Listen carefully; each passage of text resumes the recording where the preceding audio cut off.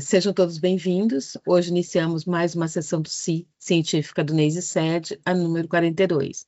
O NEISI-SED é um grupo vinculado ao CNPq e que tem origem no Departamento de Ciências da Vida da UNEB. Hoje teremos a apresentação de Eula Paula dos Santos, que é acadêmica do curso de Medicina, 8º semestre, sobre a minha orientação, Andréa Mariana. Ela vai falar um pouco sobre sintomas cardiovasculares e autonômicos e a qualidade de vida em crianças que apresentam a síndrome de Ehlers-Danlos hipermóvel. Eula, quando você quiser. Certo. Obrigada, professora. Olá a todos, sejam muito bem-vindos a mais uma sessão científica, hoje é de número 42. Como a professora falou, hoje vamos falar, o título do artigo hoje é Sintomas cardiovasculares e autonômicos e qualidade de vida em crianças com a síndrome de Ehlers-Danlos hipermóvel CDH.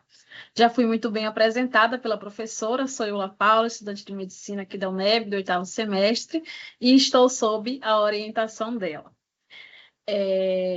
Então, esse artigo, aqui é uma foto dele, ele foi baixado na plataforma PubMed, ele foi traduzido aqui, então aqui nesta foto a gente consegue perceber ele na língua inglesa, com o DOI, as informações importantes, os autores. Ele foi recebido em 8 de maio de 2024, aceito em setembro desse mesmo ano e foi publicado online em outubro.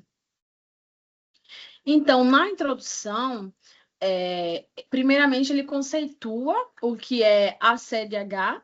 Esse é um artigo importantíssimo porque a gente traz diversos aspectos que não são tão bem abordados e na introdução, primeiramente ele conceitua, CDH, que é um grupo com transtornos de tecido conjuntivo caracterizados pela hipermobilidade articular, hiperextensibilidade cutânea e fragilidade tecidual. E aí, o artigo ele é focado, obviamente, no subtipo hipermóvel, que é também o nosso fito aqui no grupo de pesquisa, que é a CDH. E esse subtipo ele vai se destacar, é o mais comum, e segundo o artigo, ele tem aí ele representa 80% a 90% dos casos aí entre os outros subtipos. E, além disso, diferentemente dos outros, os marcadores genéticos da CDH, eles são desconhecidos e o diagnóstico ele é baseado em critérios clínicos, principalmente aqueles da classificação internacional de 2017. E aí, além disso, na introdução, o artigo ele traz que comorbidades associadas à CDH vão incluir sintomas autonômicos e a própria desautonomia também nas crianças, como a síndrome de taquicardia postural ortostática, que é quando a criança ela fica de pé em ortostatismo, e aí ela tem uma elevação da sua frequência cardíaca, geralmente para mais de 30 aí, somado. E esses quadros, além disso, vão se manifestar por sintomas como tontura, palpitações, síncope, a dor torácica, a fadiga e alguns sintomas gastrointestinais. E, apesar desses sintomas serem muito bem descritos em adultos, exatamente por isso a importância deste artigo é que ainda tem pouca literatura acerca de sintomas autonômicos da própria CDH em pacientes pediátricos, E aí esse artigo, ele traz essa pesquisa com uma relevância importantíssima por conta disso também. Como objetivo do artigo, ele vem caracterizar sintomas e diagnósticos cardiovasculares nesses pacientes pediátricos com a síndrome de Ehlers-Danlos hipermóvel e avaliar também o impacto desses sintomas autonômicos na qualidade de vida. E aí, de metodologia, o artigo ele fala que que teve uma amostra consecutiva de 70 pacientes com a síndrome de Ehlers-Danlos, sendo recrutado esses pacientes em clínicas a partir de consultas de rotina lá nos Estados Unidos, né? E esses pacientes que foram incluídos, né, teve aí como critério sendo estes menor do que 22 anos. O Ministério da Saúde aqui no Brasil caracterizava que a pediatria ela iria ali atender até os 20 anos, né? Então, o artigo ele traz um pouco mais, 2 anos a mais, digamos assim, e conforme também a classificação internacional aí de 2017. Além disso, foram coletados nessas clínicas, né, nessas consultas, ali o histórico médico desses pacientes, alguns dados demográficos e alguns desfechos relatados aí por esses pacientes. Os sintomas autonômicos, eles foram avaliados por 2 instrumentos, um instrumento chamado COPAS 31, perdão a pronúncia, e que ele varia de 0 a 100, né? E quanto mais esse valor aí da pontuação, mais indica a desautonomia. E a qualidade de vida, ela foi analisada por um instrumento, aqui abaixo, o PROMIS, Pediatric 25, que vai avaliar aí domínios como a ansiedade, a depressão, a fadiga, a dor, a função física e relações sociais, o que impactam na qualidade de vida desses pacientes. E aí, feito essa análise, coletado esses dados com esses instrumentos, como resultado, o artigo ele traz que a idade média dos pacientes foi de 15,8 anos, e sendo a maioria do sexo feminino, 89%. Vou passar aqui só para mostrar isso de forma mais específica aqui na tabela que o artigo traz. Então, como falei anteriormente, né, com a amostra de 70, com o N de 70, e aqui ao lado a frequência, além do valor absoluto também, e aí do sexo feminino, 89%, a raça, né, a maioria foi caucasiana ou branca, sendo 89% também, e a etnia, a maioria não hispânica. E aí, além disso, só voltando aqui os slides, os diagnósticos cardiovasculares mais comuns foram a intolerância ortostática, representando aí 59% dos diagnósticos, que é basicamente quando esse paciente ele se levanta, ele tem uma sensação de tontura, Além disso, a desautonomia, representando aí 47% dos diagnósticos, e a síndrome de taquicardia postural ortostática, representando 21% dos diagnósticos. Também com a síndrome aí de hipótese, a síndrome de taquicardia postural ortostática. E aqui é isso que eu acabei de falar, demonstrando os principais diagnósticos. A tabela ela é uma só, aí eu dividi para ficar com a visibilidade melhor. E aqui a gente consegue ver, né, o N de 70 e os principais diagnósticos, como eu falei anteriormente. Além disso, de resultados, né, esses sintomas cardiovasculares mais relatados foram taquicardia, 31%, dor torácica, 14%, palpitações, 13% e tontura, 9%. A maioria dos pacientes apresentou 2 ou mais sintomas cardiovasculares. Aqui também é continuidade da tabela 1, que já foi mostrada anteriormente. E aqui a gente consegue ver que, basicamente, por exemplo, aqui, 16% dos pacientes tiveram 2 sintomas, 10% dos pacientes tiveram 3 sintomas. Então, esses pacientes tiveram 2 ou mais sintomas aí cardiovasculares associados. Ademais, nos resultados também, a maioria dos pacientes realizou aí ecocardiograma. Foi possível ver isso nos prontuários, e 77% desses que realizaram o ecocardiograma, que é um exame de imagem importantíssimo para avaliar a função e a estrutura cardíaca, 82% dos casos teve o ecocardiograma normal, ou seja, esses pacientes, eles têm uma série de sintomas, né, os quais interferem na sua qualidade de vida, e ainda assim, esse exame que é tão importante, tão preciso, digamos assim, ele deu normal, né, e aí isso vai ser um pouco mais abordado na discussão, o porquê disso. Além disso, aqui nos resultados, não houve casos de prolapso da válvula mitral e apenas um paciente apresentou aí dilatação leve da raiz da aorta, como a gente consegue ver aqui a continuidade também da tabela 1, né? E aí esses pacientes que fizeram um ecocardiograma, aqui 82% teve resultado normal e aqui o restante com algumas alterações.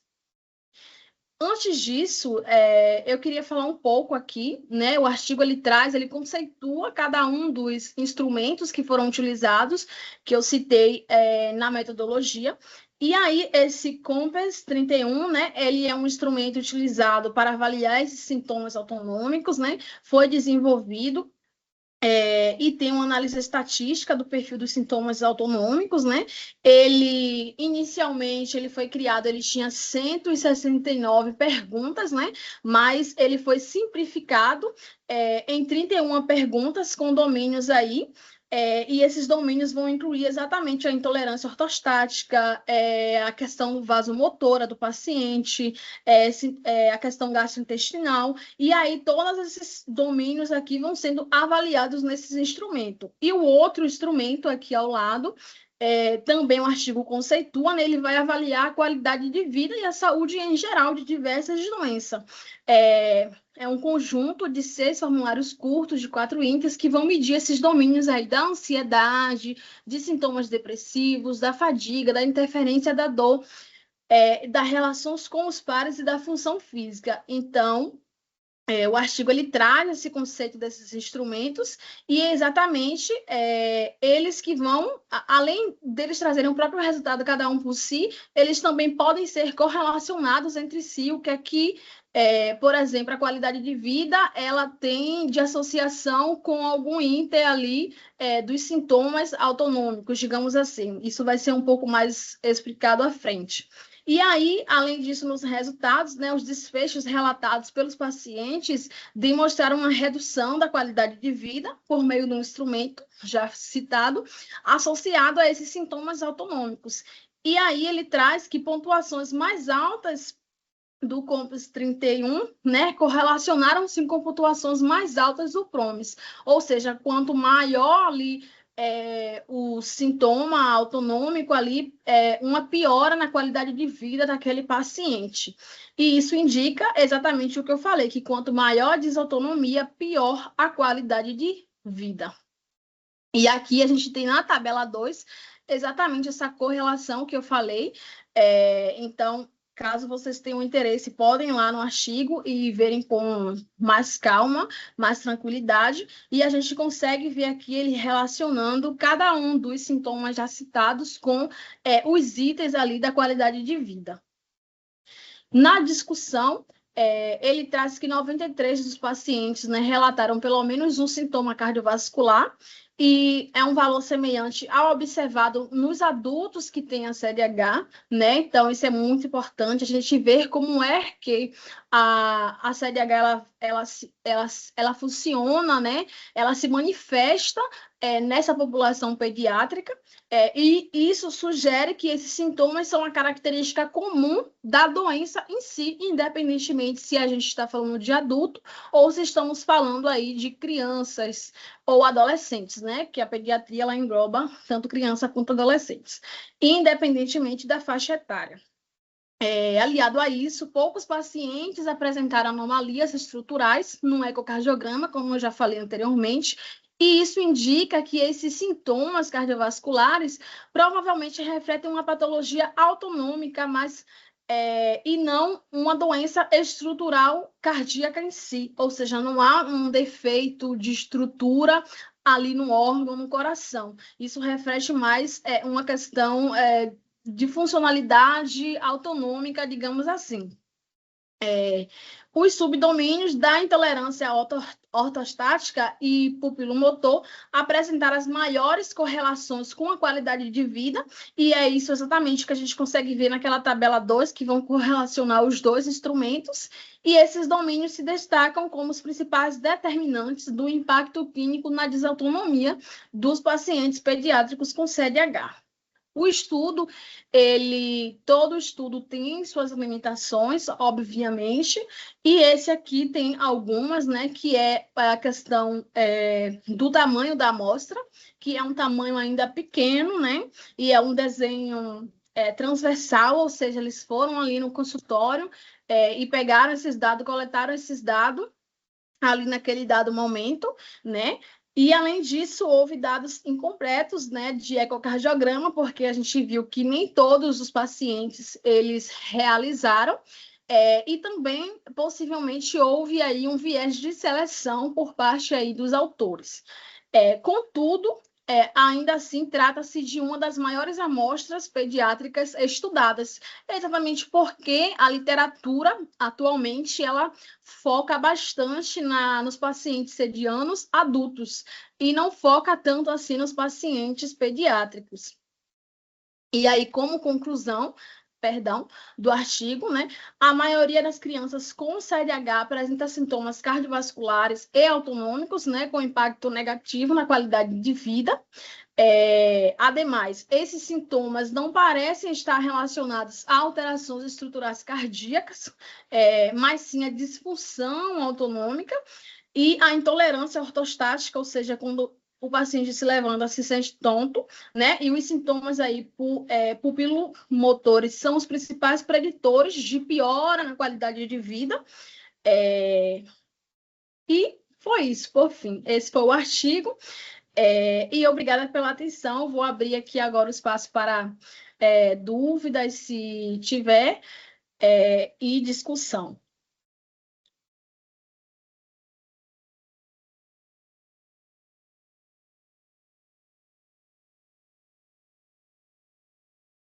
Grata, Eula.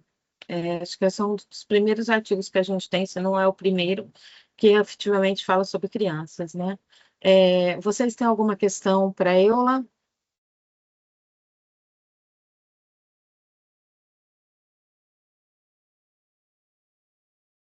Igor?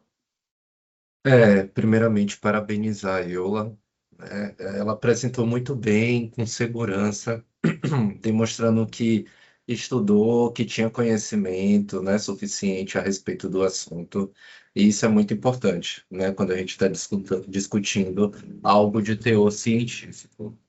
Para além disso, eu gostaria de te fazer uma pergunta, né? A gente viu aí, né, durante o artigo, que foi um artigo sério que utilizou, né, questionários validados, e isso é algo importante, a gente faz isso no nosso trabalho. Mas, para além disso, eles também tentaram incluir um exame, né, que foi o ECG.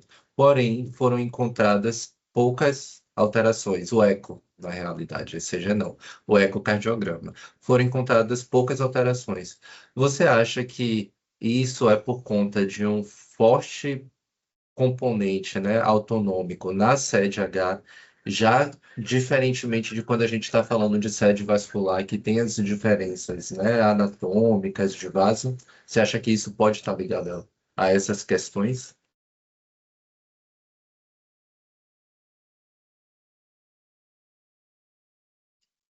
Primeiramente, Igor, obrigada pela sua participação, né, pela sua pergunta.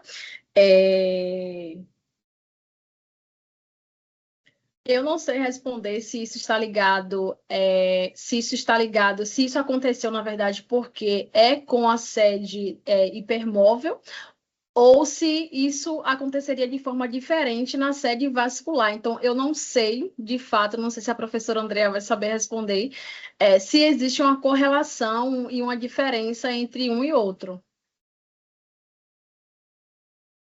Eu nunca estudei a vascular, Eura, mas eu acho que sim.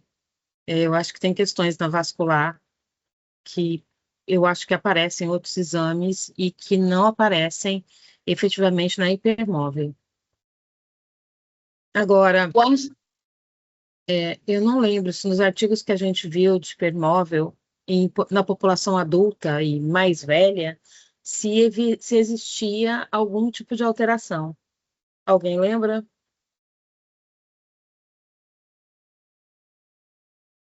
Porque eu realmente não lembro do eco e eu lembro só de um estudo grande que teve, que tinham muitos exames, e eu lembro que nesse estudo eles não viram nada nos pacientes de hipermobilidade. Só que era um estudo com muita gente, só que a maior parte das pessoas ela abandonou.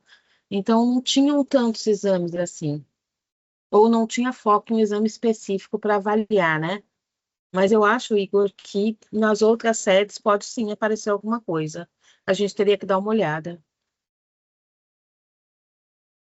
Obrigado pela resposta. É mais mesmo para, sabe, a gente fomentar essa discussão, porque foi uma coisa que eu estava pensando, né? É, Assim, é o primeiro estudo, né, com foco em pediatria. A gente isso. sabe que a maioria dos estudos são conduzidos, né, para os adultos, e quando é conduzido para os adultos, a gente sabe que tem uma discussão sobre qualidade de vida, o impacto, quando a gente está falando de hipermobilidade, né, sobre como isso, né, afeta as atividades diárias. Mas eu acho que também tem talvez aí o viés, né, da nossa cabeça É. por conta do curso, de querer um exame para determinar essas coisas. E assim, foi ótimo o estudo ter trazido isso. E aí eu peguei e pensei se a gente conseguia meio que extrapolar um pouquinho isso dentro da sede H, né, sobre quais exames a gente poderia trazer quanto essas avaliações. Eu lembro que É, você. Posso? Igor, eu lembro que você viu alguma coisa em crianças quando você colocou aquele post. Lembra que você construiu? Que a Uhum, pessoa fazia estratégias, na verdade, para quando a criança tivesse numa idade escolar, alguma coisa assim. Você lembra isso, disso? eu lembro É, disso. e alguns cuidados e tudo mais. Então, eu acredito que talvez nessa fase em que você está pesquisando e está se verificando o que tem, eu acho que outros exames, de repente, podem passar a ser pedidos, né? Afinal de contas, você tem tanta coisa na sede H, né? Que vão para além do que está aqui no estudo, né? Os Uhum. sintomas, eu falo, né? É verdade. E a gente até já viu, discutiu alguns aqui no grupo, né? Como de tolerância ortostática, já Isso. tem um parâmetro bom, né? Para as questões autonômicas e entre outros. só complementando um pouco, Igor, se a gente parar para pensar que o ecocardiograma ele faz essa avaliação tanto funcional quanto estrutural, e sabendo que na CDH, né, no tipo hipermóvel, a gente não tem essas alterações como a gente tem na vascular, como defeitos, digamos assim, né? Isso. Alterações negativas mesmo nos vasos, na estrutura em si. Então, talvez sim, o ecocardiograma ele poderia ser muito bem mais aproveitado nesse sentido de identificar ali alguma lesão estrutural, em detrimento da CDH, que a gente não tem essas lesões estruturais, então talvez por isso que eles não tenham encontrado, mas seria algo que o artigo ele poderia trazer, abordar, mas de fato assim eu não sei afirmar, não sei te dizer se sim ou se não, porque a gente sabe que ciência é uma coisa que não tem uma E como você resposta assim. mesmo disse, é uma amostra grande, mas não deixa de ser uma amostra pequena também, né? Então, É uma caixa de Pandora, né? A gente vai pensando e vão se abrindo múltiplas oportunidades. Talvez, Eula, tenha até a mesmo a ver com a própria diferença, né, do colágeno que forma as outras partes, né, do tecido de sustentação, as válvulas cardíacas já vão ser outro tipo de colágeno, então até estruturalmente isso pode se justificar. É só é, mesmo para a gente, né, fomentar um pouquinho a conversa. colágeno da vascular, a alteração ela é descrita, né, inclusive, né? E na sede H, até agora, não se sabe exatamente ao certo o que está acontecendo. Então, eu queria agradecer você pela apresentação, tá? É o primeiro artigo realmente que a gente vê sobre criança, então eu acho que ele é muito importante. Até porque a gente tem discussões sobre a idade, essa coisa toda que a gente está sempre falando sobre isso, sobre os sintomas, né? E tudo mais. Então, eu só tenho a agradecer a você pela apresentação e por ter se disponibilizado, tá? A gente fica com a sessão científica por aqui. Caso vocês se interessem pelo temática, as nossas sessões científicas, elas ficam disponíveis na íntegra na nossa rede do YouTube. né? Mas se você tiver interesse, na verdade, sobre a CEDH, nós temos outras redes sociais que também disponibilizam conteúdos, né? Muito obrigada a todos.